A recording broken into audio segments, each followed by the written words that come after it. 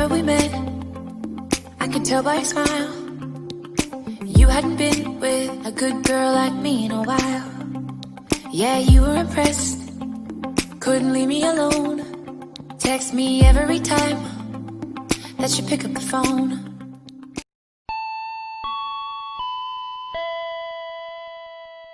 Assalamualaikum warahmatullahi wabarakatuh. Alhamdulillah rabbil alamin. Wa bihi nasta'in ala umurud dunya waddin. Wassalatu wassalamu ala asrofil anbiya'i wal mursalin wa ala alihi wa sahbihi ajmain, amma ba'du.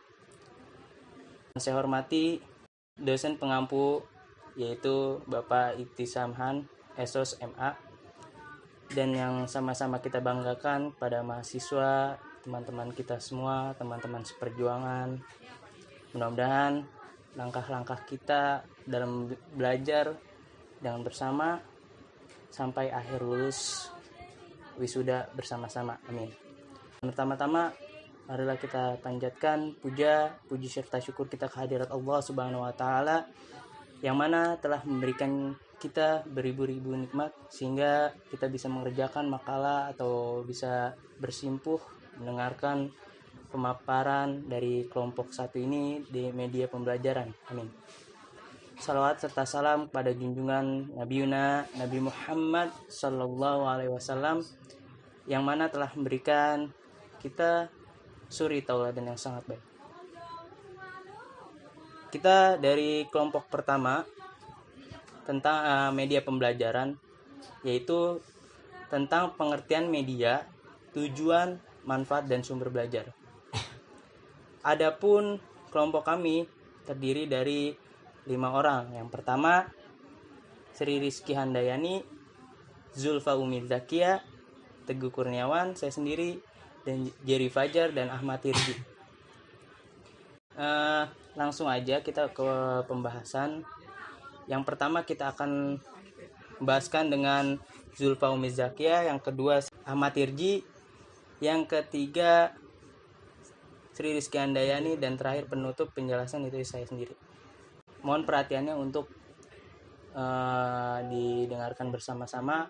Mudah-mudahan apa yang telah kita dengarkan dan perhatikan bisa menjadi pelajaran buat kita semua. Amin ya robbal alamin. Langsung saja pada Zulfa Umi Zakia untuk memaparkan makalah selanjutnya.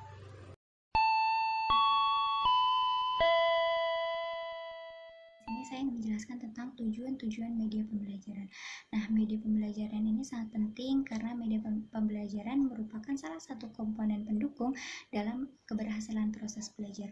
Nah, media pembelajaran juga dapat membantu para guru dalam menyampaikan materi agar lebih efektif. Nah, khususnya untuk kita calon guru-guru PAI yang mungkin kebanyakan orang beranggapan bahwa guru PAI itu monoton atau bahkan membosankan. Nah, dengan adanya media dan juga perkembangan teknologi yang ada, kita dituntut untuk memanfaatkannya sebaik mungkin agar dapat berinovasi dalam metode pembelajaran. Nah, media pembelajaran juga bertujuan agar anak ini tidak hanya terfokus pada guru, apalagi menjadikan guru ini satu-satunya sumber informasi bagi mereka. Akan tetapi mereka juga dapat memanfaatkan media dan juga teknologi yang ada sebagai sumber informasi dan juga media pembelajaran. Nah, apalagi pada kondisi pandemi seperti ini, guru, orang tua, peserta didik semuanya dituntut untuk bisa memanfaatkan teknologi dan juga media yang ada sebagai media pembelajaran agar pembelajaran tetap bisa berjalan. Nah, maka di sini saya memiliki beberapa poin-poin tentang tujuan media pembelajaran. Nah, yang pertama itu ada efektivitas dan efisiensi dalam kegiatan belajar mengajar. Nah, media pembelajaran ini memiliki tujuan yaitu untuk menjadikan pembelajaran ini lebih efektif dan juga efisien. Efisiensi dalam hal waktu, efisiensi dalam penyampaian materi mungkin, dan juga efektivitas sejauh mana sih materi yang kita sampaikan itu bisa diserap dan juga dipahami oleh anak, dan juga sejauh mana sih tujuan pembelajaran itu bisa tercapai. Lalu yang kedua itu meningkatkan motivasi belajar siswa. Nah, dengan adanya media ini diharapkan yaitu ditujukan agar anak-anak itu bisa lebih semangat lagi dalam belajar, karena mungkin dengan media yang cocok untuk mereka dan juga dengan media yang begitu bisa menarik hati mereka, mungkin mereka akan lebih termotivasi lagi dan juga keinginan tahuan mereka akan meningkat gitu. Lalu yang ketiga, variasi metode pembelajaran. Nah, dalam hal ini guru sebagai fasilitator tentunya harus menganalisis gitu loh, metode-metode apa sih yang cocok untuk peserta didik ini, atau metode apa sih yang cocok untuk peserta didik ini, agar pembelajaran itu tidak monoton gitu loh dengan metode yang itu aja. Akan tetapi guru gitu loh harus bisa melakukan variasi dalam metode maupun dalam penggunaan media pembelajaran, sehingga anak-anak itu tidak merasa bosan. Lalu yang terakhir itu ada peningkatan aktivasi siswa dalam kegiatan belajar mengajar. Nah, tentunya media pembelajaran ini memiliki tujuan agar anak itu lebih aktif dalam proses belajar mengajar ya. Jangan sampai suasana belajar itu menjadi pasif ataupun kaku gitu loh, sehingga anak-anak dan guru serta lingkungan sekitar itu tidak saling berinteraksi gitu loh. Nah, maka di sini ditujukan agar anak-anak itu bisa lebih interaktif gitu terhadap lingkungan sekitar maupun terhadap lingkungan.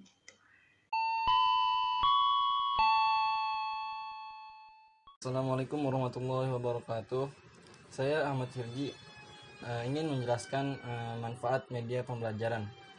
Selain memiliki fungsi media pembelajaran, juga memiliki beberapa manfaat. Diantaranya adalah manfaat dari media pembelajaran.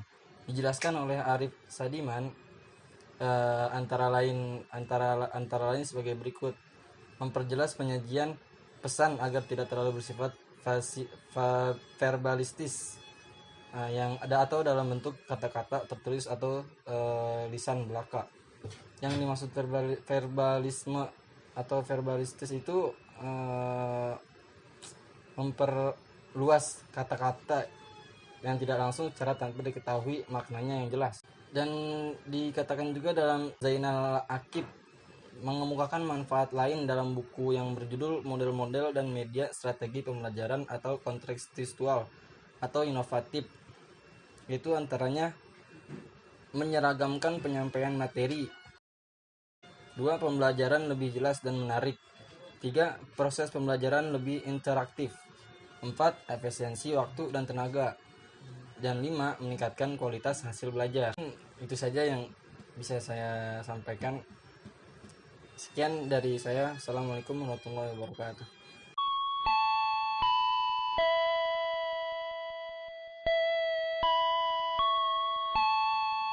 Bismillahirrahmanirrahim. Assalamualaikum warahmatullahi wabarakatuh. Perkenalkan, nama saya Sri Rezeki Handayani. Saya dari kelompok 1 dalam mata kuliah media pembelajaran. Di sini saya akan menjelaskan apa itu sumber belajar. Menurut Asosiasi Teknologi Komunikasi Indonesia, yang dimaksud dengan sumber belajar adalah semua sumber, baik berupa data, orang, ataupun benda, yang dapat digunakan untuk memberikan fasilitas kemudahan belajar bagi siswa. Jenis-jenis sumber belajar itu terbagi menjadi beberapa. Yang pertama adalah pesan, yang kedua adalah orang, yang ketiga adalah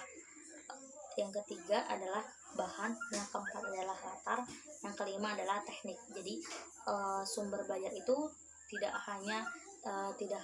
hanya berupa buku ataupun modul, tetapi sumber belajar itu bisa berupa pesan. Contohnya seperti ceramah, karena ceramah itu bisa memberikan pembelajaran bagi kita. Yang kedua adalah alat, contohnya itu seperti televisi, siaran televisi, kemudian internet, kemudian radio. Itu juga bisa disebut dengan sumber belajar karena mereka memberikan pembelajaran bagi kita. Nah, dalam sumber belajar ini terbagi menjadi dua.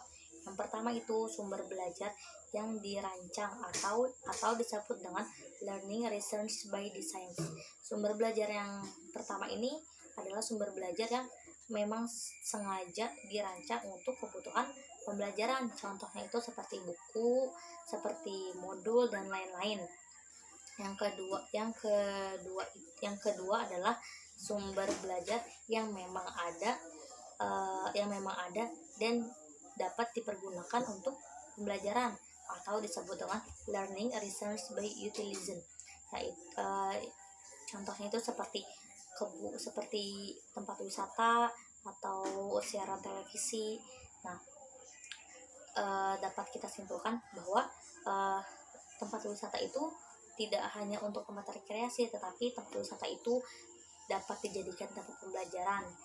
Contohnya seperti kebun binatang, bahwa kebun binatang itu dapat memberikan pembelajaran bagi anak-anak. Karena mengapa? Karena anak-anak dapat mengetahui berbagai macam hewan-hewan yang ada di sana, dapat mengetahui secara langsung, tidak secara gambar ataupun secara hal lain sebagainya. Kemudian sumber belajar yang pertama itu contohnya seperti modul atau buku, itu memang sengaja dikhususkan untuk pembelajaran di kelas, jadi untuk pembelajaran formal. Mungkin cukup sekian presentasi dari saya. Syukran. Wassalamualaikum warahmatullahi wabarakatuh.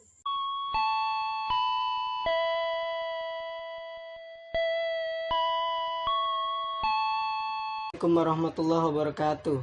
Saya Jerry Fajar akan menjelaskan tentang alat peraga. Apa itu alat peraga? Alat peraga adalah semua atau segala sesuatu yang bisa digunakan dan dapat dimanfaatkan untuk menjelaskan konsep-konsep pembelajaran dari materi yang bersifat abstrak atau kurang jelas menjadi nyata dan jelas sehingga dapat merangsang pikiran, perasaan, perhatian, serta minat para siswa yang menjurus ke arah terjadinya proses belajar mengajar. Alat peraga yang merupakan suatu alat yang dipakai untuk membantu dalam proses belajar mengajar yang berperan sebagai pendukung kegiatan belajar mengajar yang dilakukan oleh pengajar ataupun guru. Penggunaan alat peraga ini mempunyai atau bertujuan untuk memberikan wujud terhadap bahan yang dibicarakan dalam materi pembelajaran. Alat peraga yang dipakai dalam proses belajar mengajar dalam garis besarnya memiliki manfaat menambahkan kegiatan belajar para siswa, menghemat waktu belajar, memberikan alasan yang wajar untuk belajar, sebab dapat membangkitkan minat, perhatian, dan aktivitas para siswa. Yang kedua, penjelasan alat peraga menurut beberapa ahli atau pakar, diantaranya yaitu menurut Wijaya dan Rusyan, yang dimaksud alat peraga pendidikan adalah media pendidikan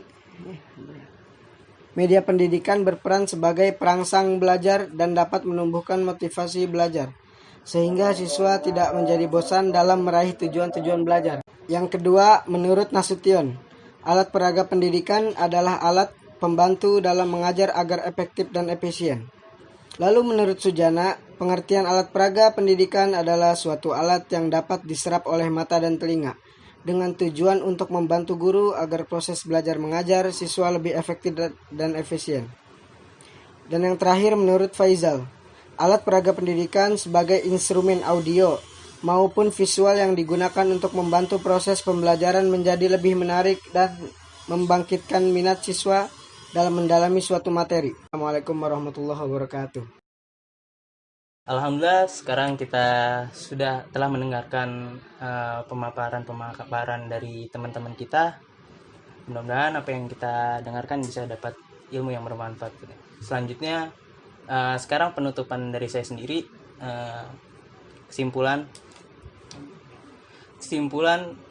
media pembelajaran dapat diartikan sebagai sarana penyalur pesan atau informasi belajar yang hendak disampaikan oleh sumber pesan kepada saran yang ingin dituju.